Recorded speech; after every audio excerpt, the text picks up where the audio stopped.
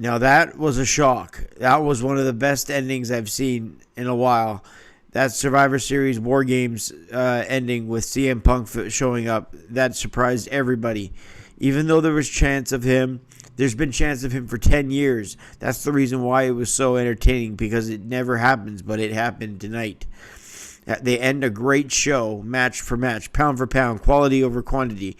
They ended a great show with a great banger of a surprise. Unbelievable.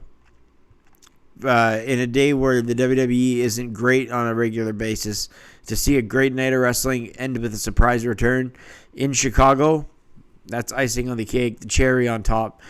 And let's get to it.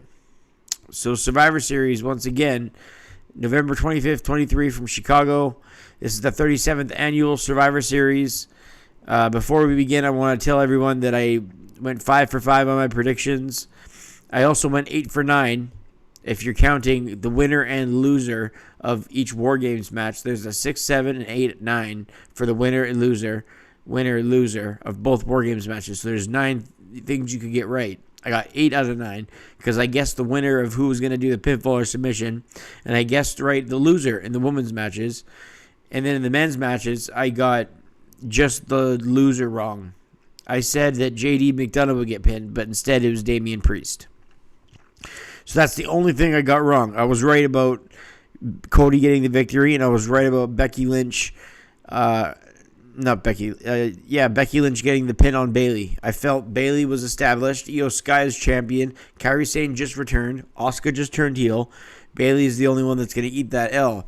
But what a women's match. What a War Games. I figured they were going to open with the War Games, and they did. And wow, the women just knocked it out of the park, didn't they? This was just a hellacious match. Bayley and Becky began in the ring. They're throwing each other to the cage. There was a suplex on the diamond plate that hold the steel that holds the two rings together, that clasps it together. Becky hit a Bexploder to Bayley. And so not only did we have bumps, we had the first teammate, Shotzi, come into the ring. Shotzi, obviously, just a wild character. She joined Bianca Belair's team as Becky and Bayley were joined by her, and she came in with a ton of weapons. She not only came in with a ton of weapons, she came in with a ton of energy, of fury. Io Sky came to the ring after that in her third War Games match. She brings chains into the ring. She runs into the ring, and Becky Lynch tossed Shotzi around. The Captain EST Belair came out next with her braids whipping ladies down. A double suplex to both ladies. Becky Lynch off the top of the leg drop. She marches to the ring to Kairi Sane. She was in no hurry. She's looking for something under the ring.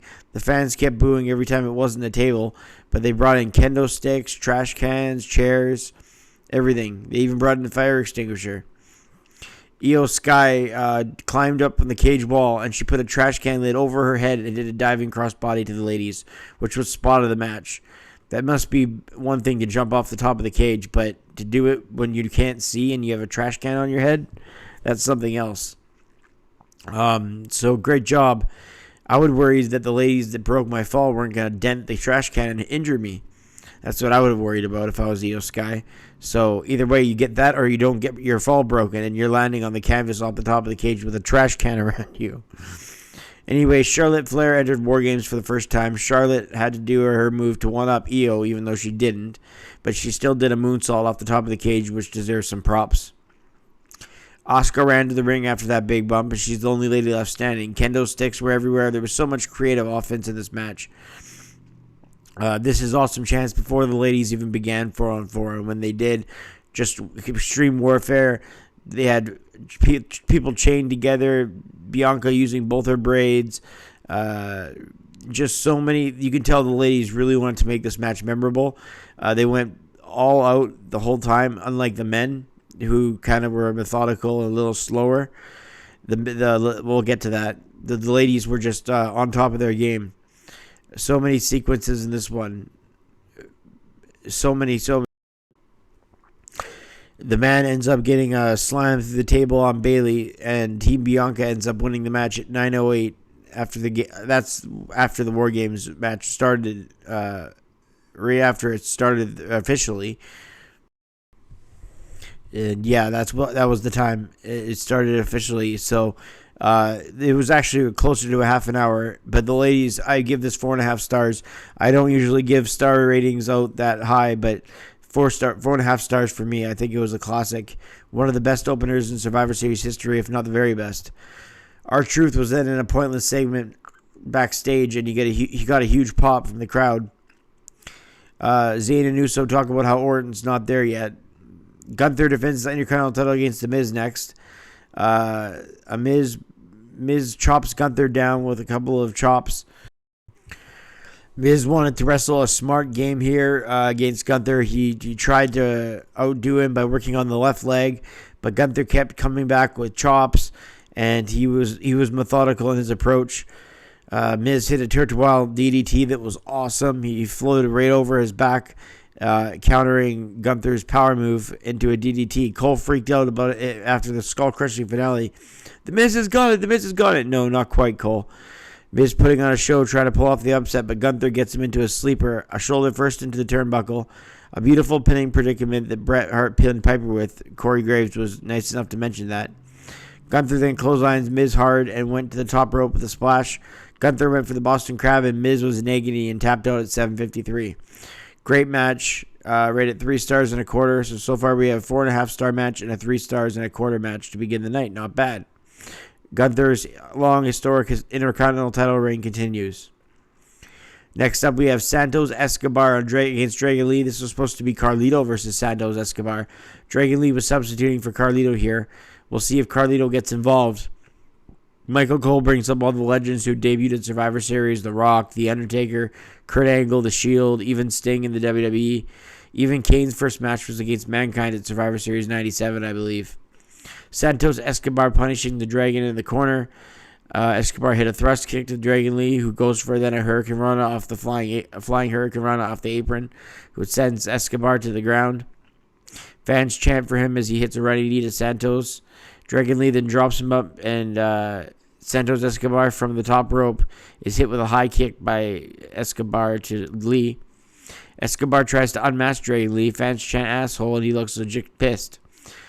Escobar with a vertical suplex off the top attempted, but Dragon Lee with a double stomp instead to Santos Escobar, who kicks out.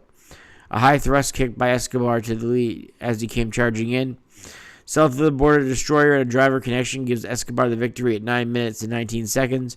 Rate the match 3 stars.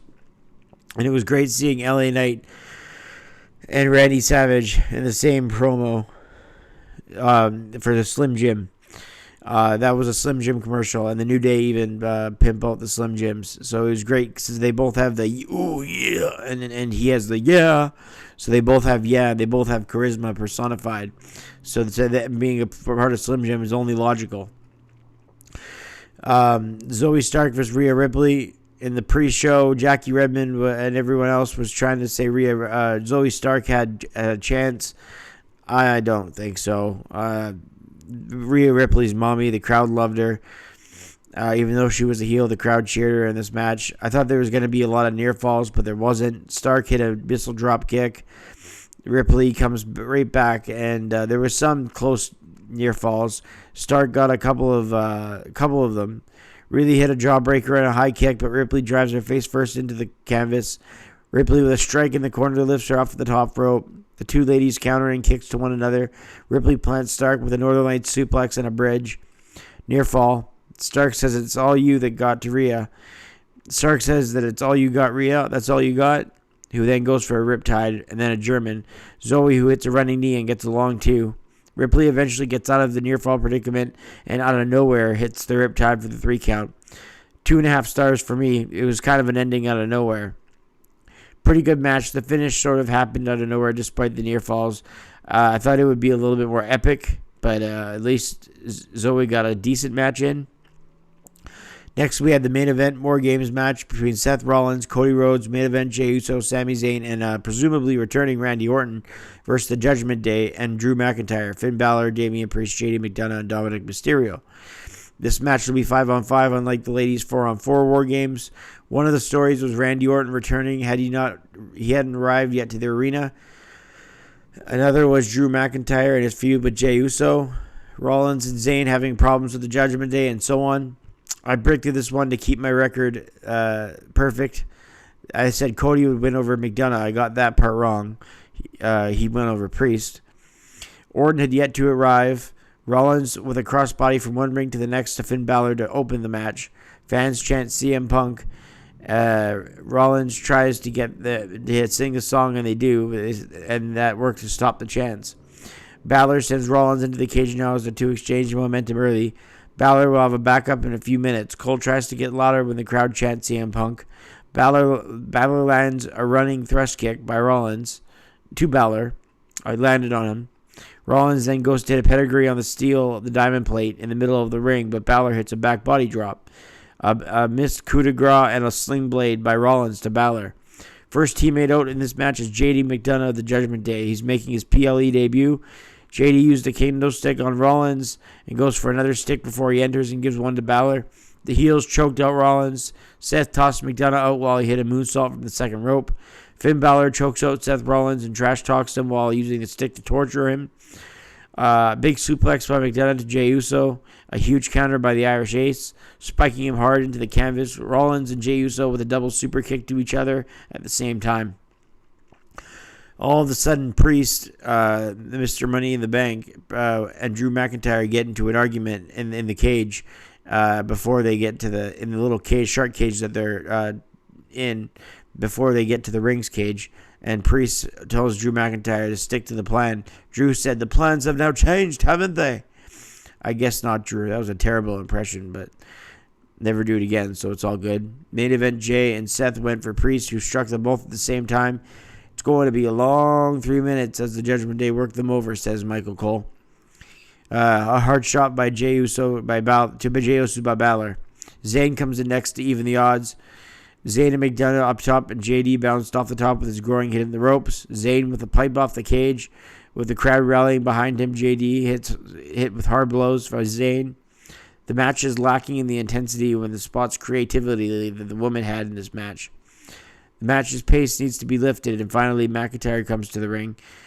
Drew and Jay go face to face as the fans chant "Yee" with every offensive move.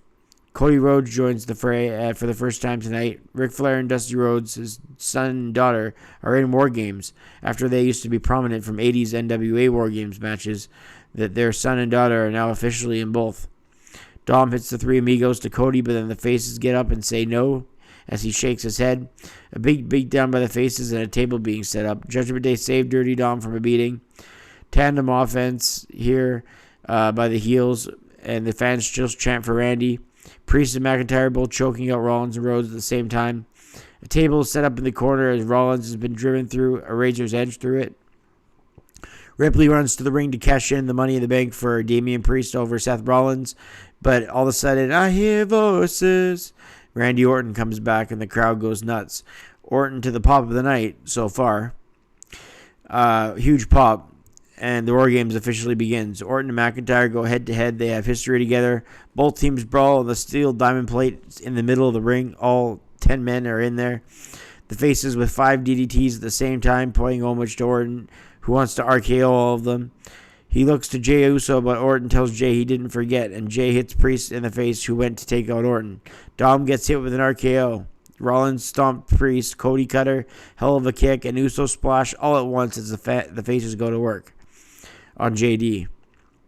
It's not so much how you begin, but how you finish with this match, with Orton returning late, and will get the crowd happy and pumped regardless of what anyone did in the War Games match. JD goes to crawl out and escape, but Rollins and Zayn up top stop him.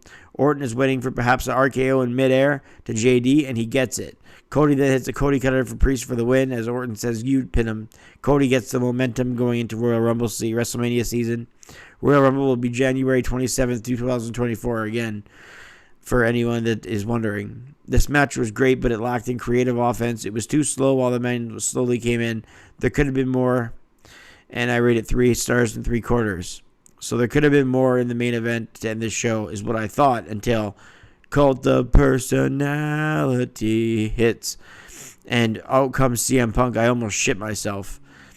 Overall, this show, at least they end with a hanger with CM Punk. What's he here for?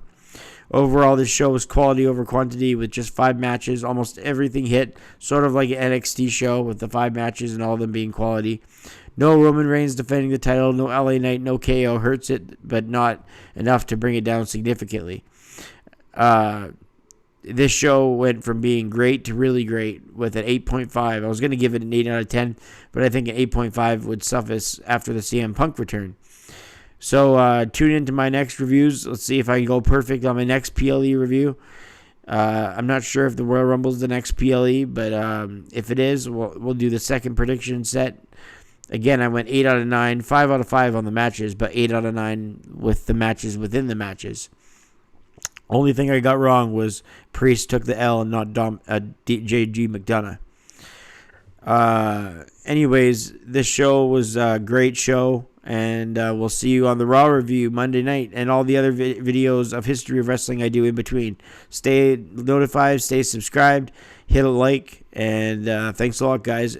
Hope you enjoyed Wargames Survivor Series. I'm Brett Mix, and I'm out.